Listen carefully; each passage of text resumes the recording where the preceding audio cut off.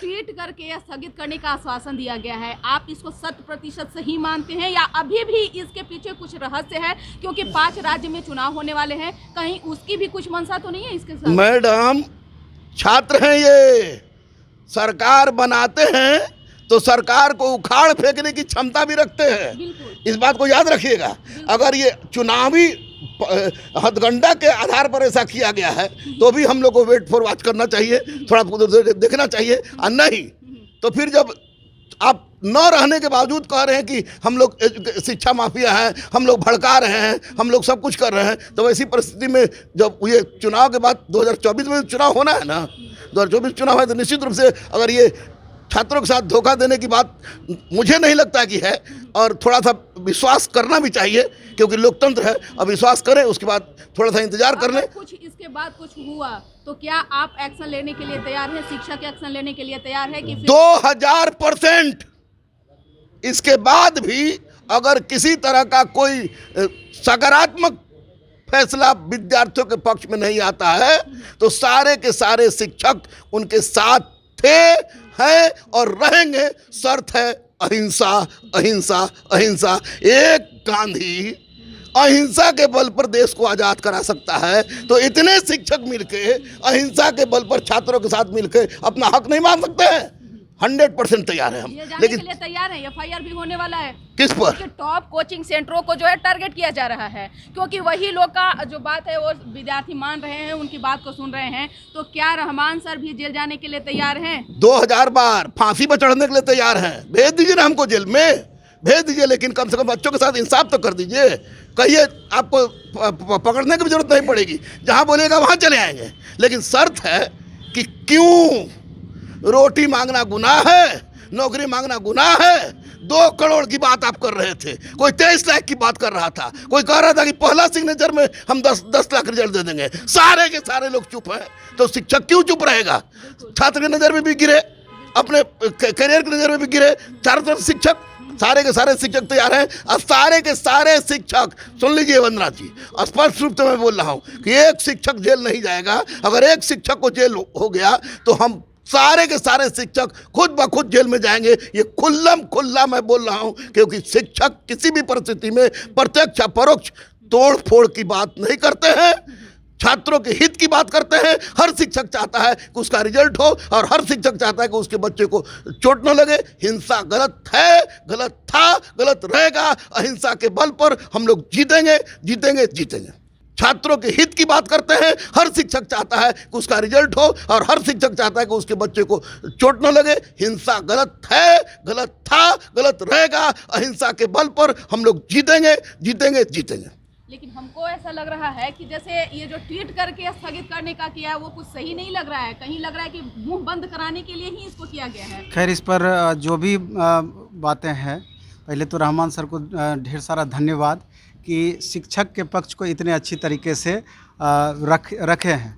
हमारा ये कहना है कि अब इसका टेक्निकल परिप्रेक्ष्य में आइए तो लगेगा कि इसमें स्टूडेंट का क्या रोल है, आप और स्टूडेंट के साथ कितनी ज्यादती हो रही है, ये बात आप समझिए। अगर ये बात हमको लगता है कि रेल मंत्रालय पहले समझ ली होती तो हमको नहीं लगता कि इतना ज़्यादा परेशानी होती। अभी 18 तारीख को 91 लाख बच्चे ट्वीट किए। 91 लाख मामूली संख्या नहीं होती है, और इतने पर अगर सरकार नहीं बच्चों की बात को समझ पा रही है तो अभी जो ये देखे हैं तो ये समझिए अति होकर के ही बच्चे को इस रूप में आना पड़ा है।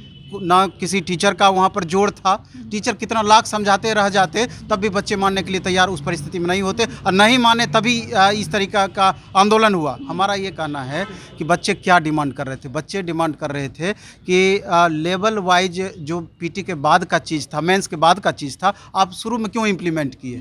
ठीक है इम्प्लीमेंट किए तो आप कम से कम 3,84,000 रिजल्ट दिए, 7,05,000 यूनिक कैंडिडेट की बात थी, तो बाकी 3.25 लाख देने में आपको कोई एतराज़ नहीं होना चाहिए था। माने कि आप नोटिफिकेशन में इस बात को शुरू में आप डाल दिए थे, लेकिन नोटिफिकेशन में अमेंडमेंट नहीं होता है, सुधार नहीं होता है। कैसे आप सुधार करके नोटिफिकेशन में नया चीज़ ऐड करके अभी ग्रुप डी के संदर्भ में इतनी सारी बातें बच्चों पे थोप दिए? ये चीज़ इस मामले में आप क्यों नहीं किए? पहला चीज़। दूसरा कि आंदोलन और ज़्यादा उग्र इसलिए हो गया कि ऐन मौका पर परसों जब बच्चे फिजिकल प्रोटेस्ट कर रहे थे, तो उस समय जा कर के अचानक आप जो कि 20 दिन के बाद एग्ज़ाम होना है, तब CBT 2 की बात कर गए ग्रुप डी में। अब लेवल 1 पोस्ट के लिए, ग्रुप डी पोस्ट के लिए मेंस भी बच्चों को देना पड़े, तो सबसे बड़ी ज्यादती तो पहले यहीं पर है। दूसरी ज्यादती यह है कि लास्ट मोमेंट में आप ये चीज़ फैसला लेते हैं। तीसरी बात यह है कि मेडिकल स्टैंडर्ड को आप अपग्रेड कर दिए कि 3 साल ऐसे ही फॉर्म भराया हुआ हो चुका है। बहुत इस बीच में बहुत सारे बच्चों को विजन प्रॉब्लम हो सकता था, दूसरा प्रॉब्लम हो सकता था, थोड़ा आप घटाते ये बात समझ में आती और आप उसका स्टैंडर्ड बढ़ा दिए। तो ये क्या मनसा आपकी बताती है? पहले तो प्रलोभन दिए और फिर बाद में उसका टांग। हाँ, तो यही क्या मनसा बताती है? तीसरा चीज़ कि फर्स्ट अमेंडमेंट में आप बताएं कि 2 गुना हम रिजल्ट देंगे, जितनी नंबर ऑफ वैकेंसी है 1,03,000। सेकेंड अमेंडमेंट बीच में फिर लाए आप कि 1.5 गुना वैकेंसी देंगे, यानी कि 50% वेटिंग हो गया वो चीज़। और परसों वाले अमेंडमेंट में आप साफ जाहिर कर दिए कि जितनी नंबर ऑफ सीटें हैं सिर्फ उतना ही हम रिजल्ट जारी करेंगे। जबकि ये बात अच्छी तरीके से आप समझ रहे हैं, RRB जो है मुजफ्फरपुर के चेयरमैन का भी ये स्टेटमेंट है कि अपर ग्रेड के पोस्ट को पहले लड़का वरीयता देगा। तो इसका मतलब है कि NTPC में अपर ग्रेड का पोस्ट है, पहले उसका आप वेरिफिकेशन करा लीजिएगा।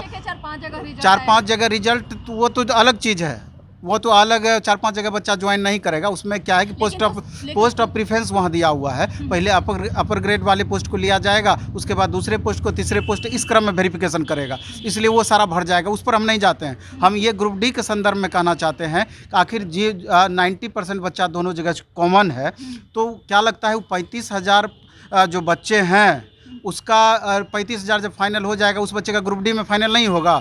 उसमें से ये बात 20,000 प्लस बच्चे ग्रुप डी में भी फाइनल कॉमन रहेगा। तो आखिर कहीं ना कहीं जब उतना ही बच्चों को वेरिफिकेशन के लिए बुलाइएगा, तो वहाँ तो 20,000 सीट सीधे आपका खाली रह जाएगा। उसको आप अगली वैकेंसी में भर करके दिखा दीजिएगा कि उसको ऐड कर दिए हैं अगली वैकेंसी में। तो बच्चों के साथ यहाँ नाइंसाफ़ी हुई कि नहीं? इसलिए बच्चे जो वाजिब डिमांड कर रहे हैं, ठीक है आपने कमेटी गठित किया है, ठीक है बच्चों से आपने जो राय लेने की बात कही है और बच्चे राय भी देंगे। तो रेलवे भर्ती बोर्ड से मेरा करबद्ध प्रार्थना है, रेल मंत्री जी से आग्रह है, प्रधानमंत्री जी से आग्रह है, ये भी बच्चे आप ही के देश के नागरिक हैं, इसके साथ अन्याय क्यों? इसलिए पूरी तरीके से इन बच्चों के जो भी परेशानी है उस पर आप गौर फरमाते हुए जो भी इन बच्चों के वाजिब हक होगा उसमें आप कटौती बिल्कुल नहीं करेंगे, इसको वाजिब हक देने का प्रयास करेंगे। आप चाहते हैं कि रेलवे बोर्ड हो या फिर सरकार हो, इस बात को लेकर के सामने वर्चुअल के माध्यम से भी सामने आकर के कम से कम वो बताए और कहे सारी बातों? बोर्ड को तो आगे आना ही चाहिए, संबंधित अधिकारी ना। आप नोटिफिकेशन निकालिए, नोटिफिकेशन निकाल, सब चीज़ का निकाल सकते हैं कि ग्रुप डी में अचानक निकाल दिए, तो आप नोटिफिकेशन निकाल के सब क्लियर कर दिए। वर्चुअल आई आपका चेहरा देखने के लिए, देख के लड़का संतुष्ट नहीं होगा ना शिक्षक संतुष्ट होगा। आप नोटिफिकेशन निकालिए, आप पे कानून जो बनाते हैं कानून बना रही है। इसमें सबसे बड़ी गलती अगर किसी की है तो विभिन्न रेलवे बोर्ड का गलती है। अब उसके बाद अगर सरकार नहीं सुन रही है तो सरकार की गलती है। बोर्ड ना इसको प्रोटेस्ट बच्चे लोग कर रहे थे, तो इसमें रेलवे बोर्ड की तरफ से क्यों यहाँ के DRM पहुँच रहे थे, ये कर रहे थे, वो बात समझ में नहीं आ रही थी। DRM ये ना रेलवे भर्ती बोर्ड हमको जो अपना फीलिंग है कि कहीं ना कहीं इस बात को ईगो पर ले ली है।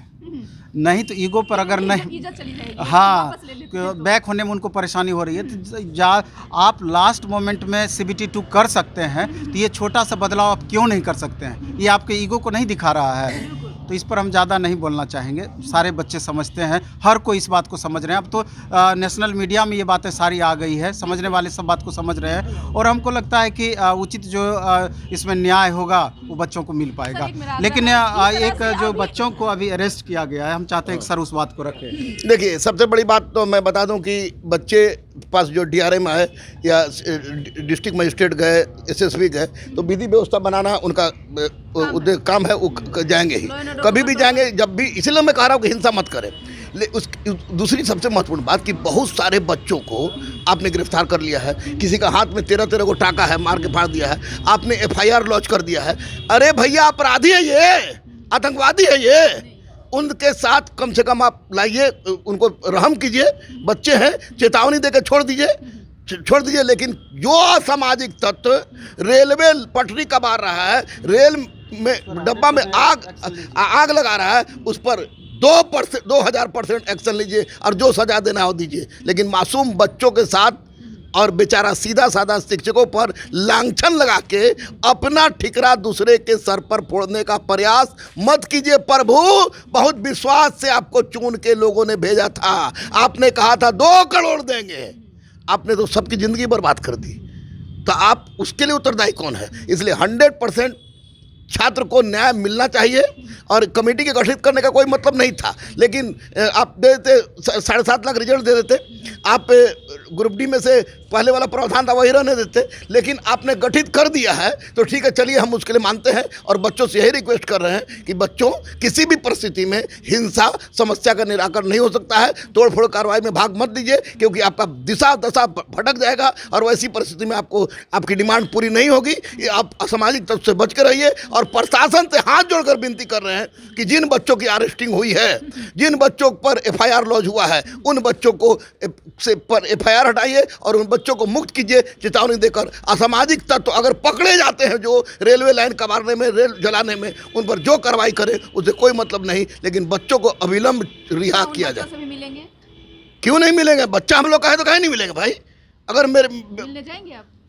कहाँ है? निश्चित जाएंगे, 100% जाएंगे। अगर सरकार, अगर आपकी प्रशासन बात नहीं मानती है तो फिर क्या आप उनकी मदद करने के लिए पहुंचेंगे?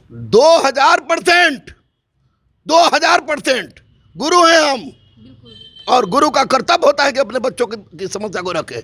अभी हम लोग कोचिंग एसोसिएशन ऑफ भारत में आए हुए हैं और सारे टीचर की यही मीटिंग हो रही है कि वो जो निर्दोष बच्चे हैं जिनको गिरफ्तार किया गया है तो उनको अविलंब रिहा करने के लिए हम लोग मांग उठाएंगे, गवर्नमेंट से रिक्वेस्ट करेंगे कि जितनी जल्दी हो उनके करियर पर नहीं पड़नी चाहिए।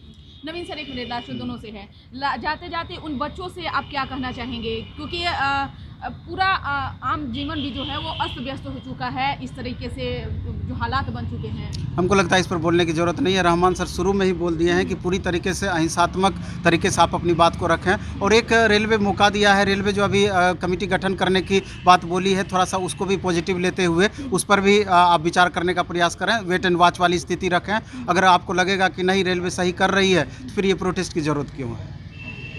मैं भी यही स्पष्ट रूप से कहूँगा कि बच्चे किसी भी परिस्थिति में हिंसात्मक गतिविधि में भाग ना लें, तोड़फोड़ की रणनीति को छोड़ें अभी, और अभी जो रेलवे ने कमेटी गठित की है उस पर थोड़ा देर के लिए विश्वास करें, क्योंकि समय है। अगर रेलवे उसके बाद गलती करती है तो 100% दोषी उसी को माना जाएगा और उसके बाद गोली चलवावे, रोलर चलवावे, हम लोग तैयार हैं। लेकिन फिलहाल हाथ जोड़ के विनती कर रहा है कैब तमाम छात्रों से कि किसी भी तरह के हिंसात्मक गतिविधि में भाग मत लीजिए, प्लीज प्लीज प्लीज भाग मत लीजिए। 26 जनवरी को मैं बोल रहा हूँ, क्योंकि हिंसा करोगे तुम्हारी समस्या का निराकरण नहीं होगा। अहिंसात्मक ढंग से चलोगे तो पूरा कैब तुम्हारे साथ था, है और मरते दम तक रहेगा।